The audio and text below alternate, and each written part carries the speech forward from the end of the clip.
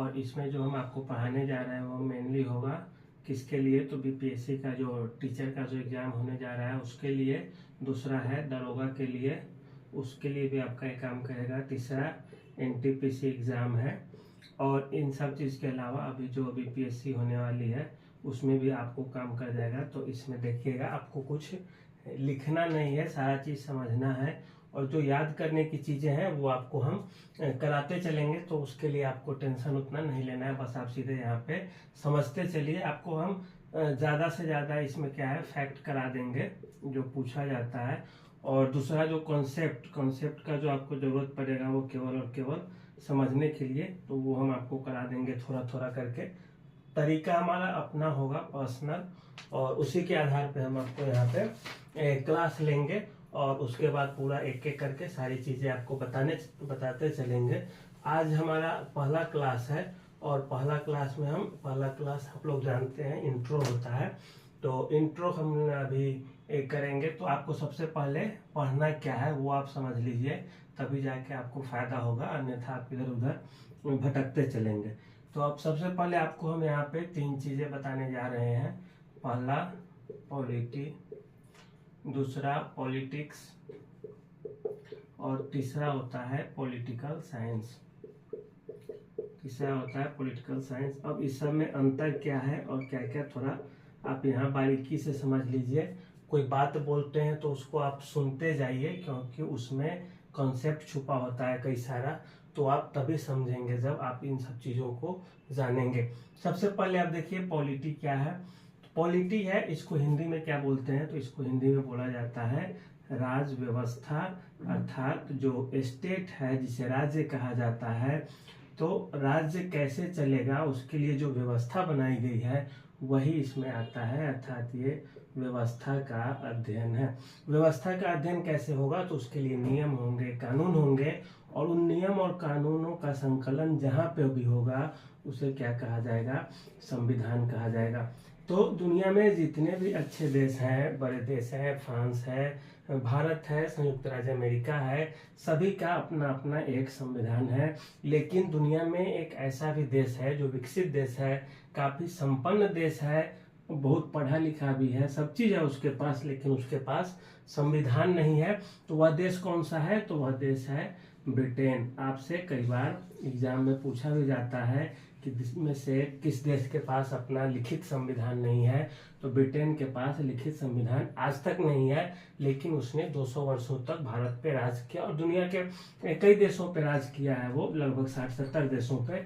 लेकिन वह अभी भी मतलब जो पैटर्न है या परंपरा है उसी को आधार बना के चलता है। इसीलिए हम ये भी नहीं कह सकते कि जिसके पास संविधान है वही अच्छा देश है, जिसके पास नहीं है वो भी अच्छा है। तो पॉलिटी में हमें यही राज्य व्यवस्था पढ़ना है, जिसके अंतर्गत संविधान का अध्ययन करना है।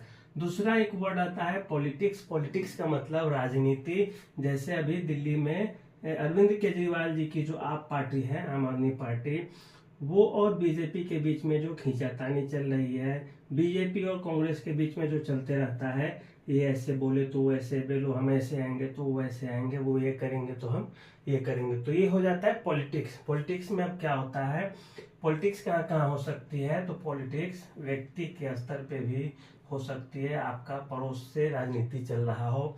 दूसरा संस्था के स्तर पे भी हो सकता है। तीसरा देश के स्तर पे भी हो सकता है, राज्य के स्तर पे हो सकता है।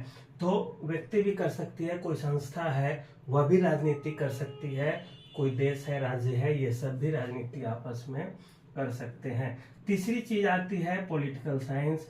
पॉलिटिकल साइंस क्या है ये आप सबसे पहले जान लीजिए। पॉलिटिकल साइंस एक सब्जेक्ट है जिसका एक बहुत बड़ा डायमेंशन है। कोई भी सब्जेक्ट है तो उसका बहुत बड़ा डायमेंशन होगा ही।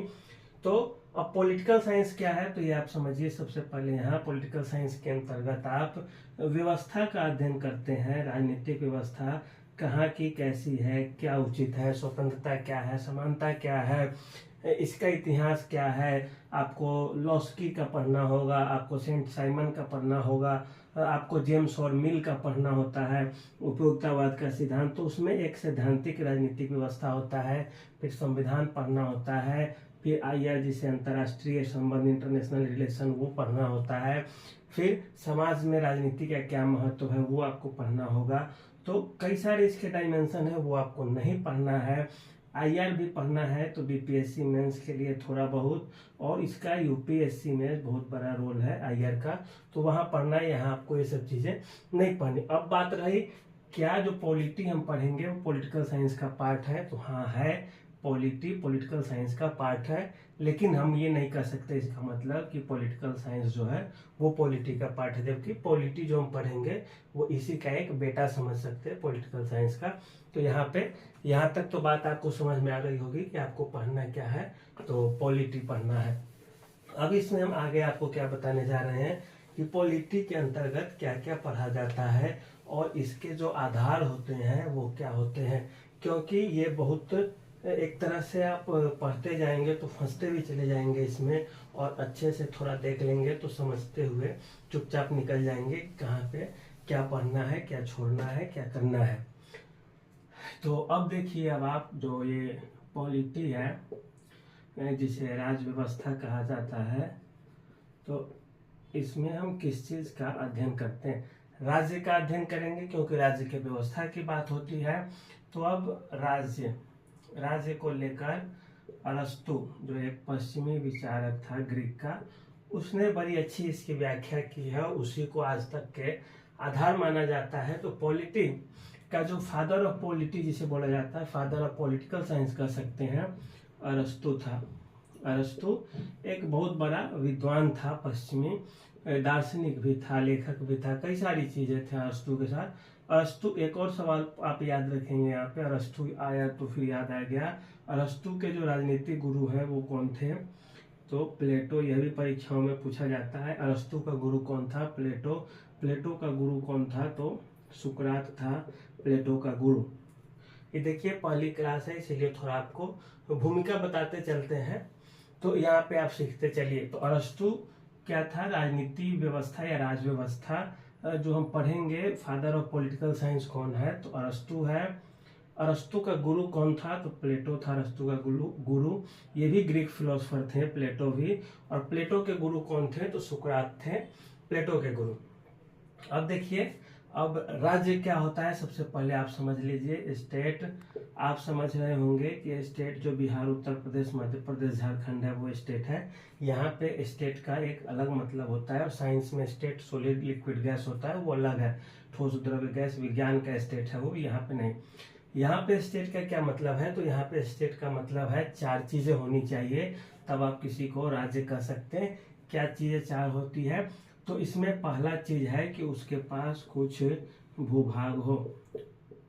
भूभाग का मतलब होता है कि उसके पास कुछ क्षेत्र हो, जमीन हो जिसके पास।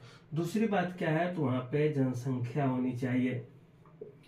अब मान लीजिए जमीन का बहुत बड़ा टुकड़ा है अंटार्कटिका में, लेकिन वहां पे जनसंख्या है ही नहीं, तो अंटार्कटिका को हम एक राज्य नहीं कह सकते हैं। या कोई भी क्षेत्र जैसे जंगल है, जंगली इलाका है, और वहां पे क्या है? जनसंख्या नहीं है, और भूभाग तो है, जनसंख्या नहीं है, तो उसको भी आप राज्य नहीं कह सकते अगर किसी निश्चित देश के अंदर नहीं हो। तीसरी बात, भूभाग है, जनसंख्या है। तीसरी चीजें क्या है? तो सरकार होनी चाहिए। सरकार भी कैसी हो? तो निर्वाचित सरकार होनी चाहिए। और चौथी चीजें जो है राज्य के लिए वो है संप्रभुता। संप्रभुता के बारे में हम ज्यादा पढ़ेंगे, लेकिन यहाँ पे इतना ही जान जाइए आप कि संप्रभुता का मतलब होता है कि राज्य अपने लिए कोई निर्णय ले सकता है। जैसे भारत की सरकार है, भारत की सरकार को लगे कि हमें अब कुछ नई योजनाएं शुरू करनी है, कोई काम या कोई नियम बनाने हैं, तो इसके लिए भारत की सरकार को, ये चुने हुए जो प्रधानमंत्री मोदी जी हैं, उनको पावर होना चाहिए कि वे कोई नया योजना बना सके। ये नहीं कि अब नया बनाना है तो उसे नेपाल, ब्रिटेन, अमेरिका से पूछ करके तब कोई चीज करना है, इनको पावर नहीं है तो फिर वो स्टेट नहीं होते। लेकिन भारत राज्य है, क्योंकि भारत के पास जमीन है, जनसंख्या है, हमारे पास सरकार भी है हमारे पास चुनी हुई, और संप्रभु भी है, संप्रभुता है, सोवरेनिटी है हमारे पास कि हम कोई भी एक्शन ले सकते हैं। तो राज्य के लिए ये प्रश्न पूछे जाते हैं अच्छे एग्जाम्स में, आपसे भी उलझाने के लिए टीचर के एग्जाम में भी पूछ सकता है कि राज्य के लिए कौन कौन सी चीजें होनी चाहिए। स्टेट के लिए या राज्य की परिभाषा में कौन कौन चीज़ें जरूरी है अरस्तु के अनुसार।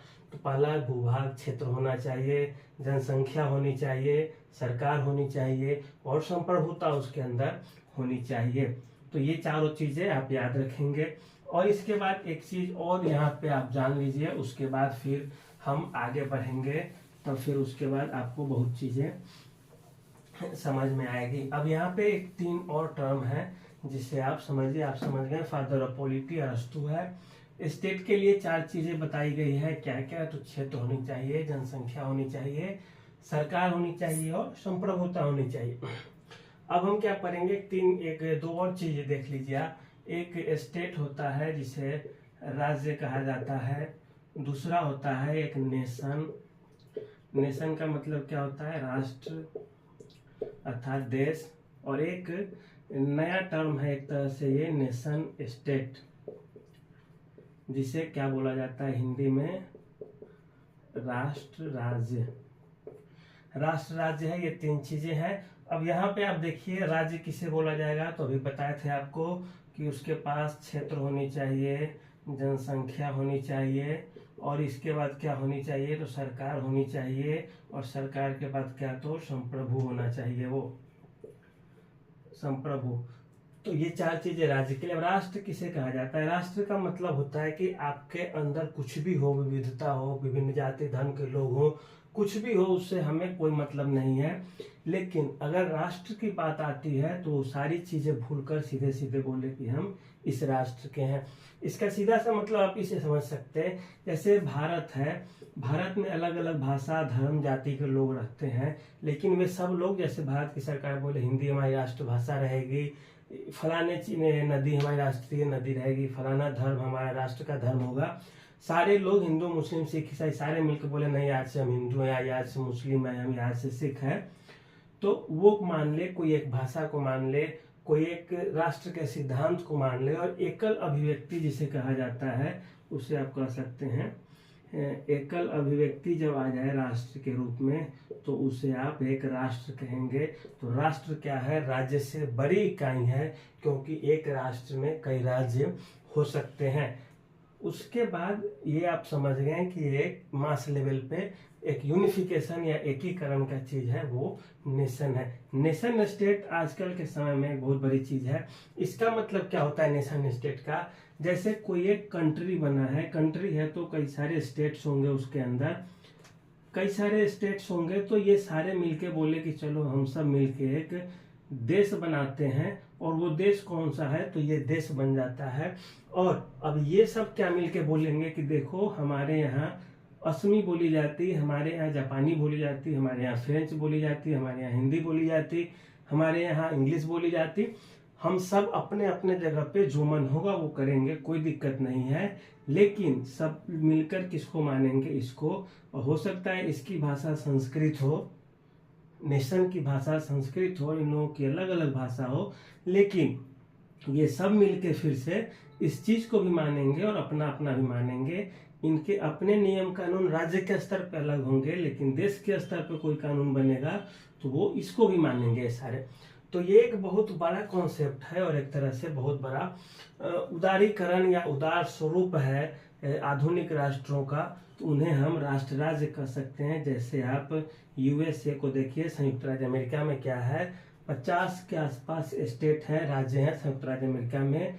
अमेरिका में क्या होता है कि राज्यों के अपने अलग नियम कानून है, संविधान है, और देश के लेवल पे संयुक्त राज्य अमेरिका का कुछ अलग नियम कानून है। वहाँ के लोग क्या है कि सब मानते हैं अपने राज्य के कानून को भी, और जरूरत पड़ती है तो देश के कानून को भी वे मानते हैं। अमेरिका में नागरिकता भी 2 लेवल पे मापी जाती है। अमेरिका में जो नागरिक हैं, राज्य के अलग नागरिक होंगे, वो टेक्सास का है तो वो टेक्सास का भी नागरिक है और संयुक्त राज्य अमेरिका का भी नागरिक है। भारत में वैसी प्रावधान है ही नहीं नागरिकता को लेकर।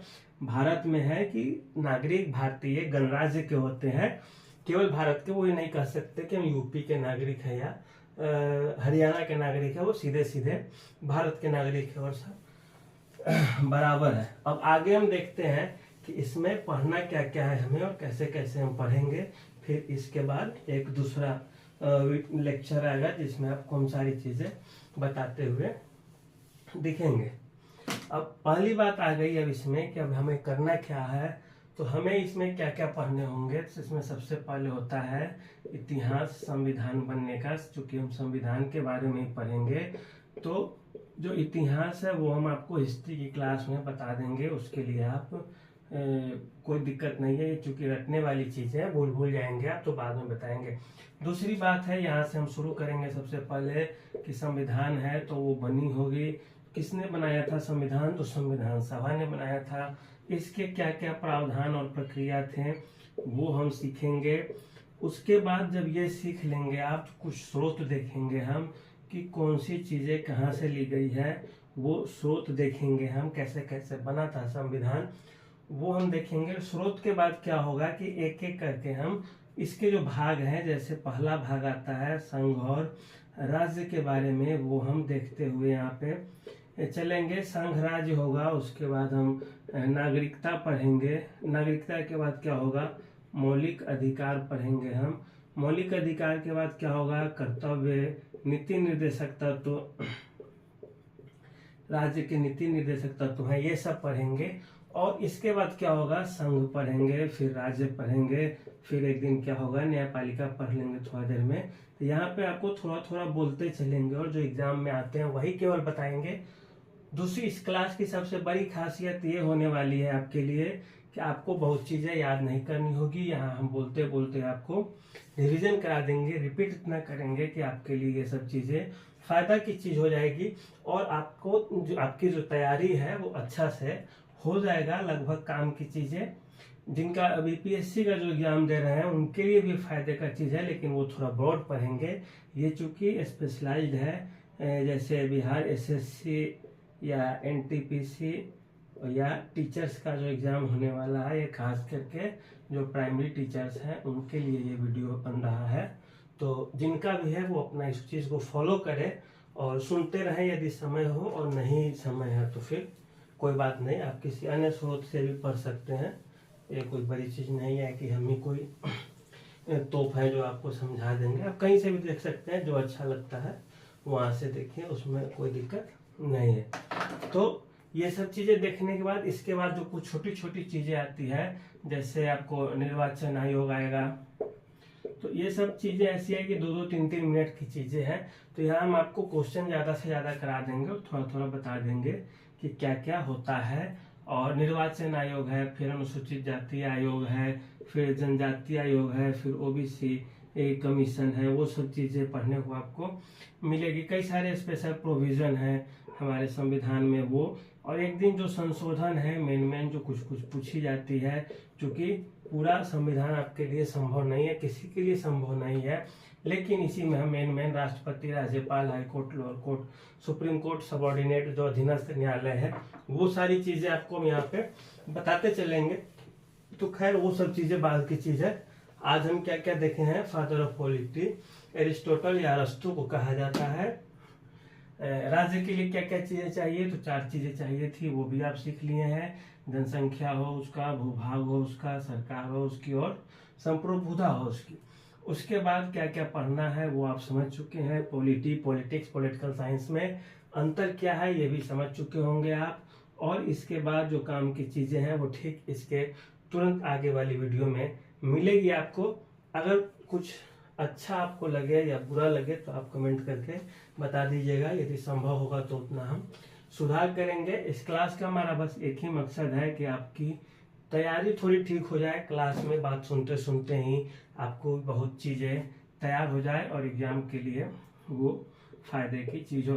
क्योंकि एग्ज़ाम देने के लिए आपको मुश्किल से 2500 से 3000 क्वेश्चन हैं वो ही करने होंगे, लेकिन वो याद नहीं रहेंगे। इसीलिए हमें क्या करना है कि आपको थोड़ा थोड़ा कॉन्सेप्ट दे देंगे और उसके बाद यहाँ से पूछेंगे आपसे बहुत सारी चीज़ें, और इसी बहाने आपको याद भी हो जाएगा। जैसे अभी आपको बताए हैं कि संयुक्त ब्रिटेन का क्या है कि संविधान नहीं है। आपसे यदि पूछा जाएगा किस देश के पास लिखित संविधान नहीं है इनमें से, तो आप सीधे ब्रिटेन को, ये नहीं समझना कि विकसित है तो इसके पास होगा ही, ब्रिटेन के पास आज भी नहीं है उसका संविधान। तो इसी तरह की जानकारी आपको मिलती रहेगी इसमें। तब तक के लिए धन्यवाद। अगला वीडियो देखिए आप।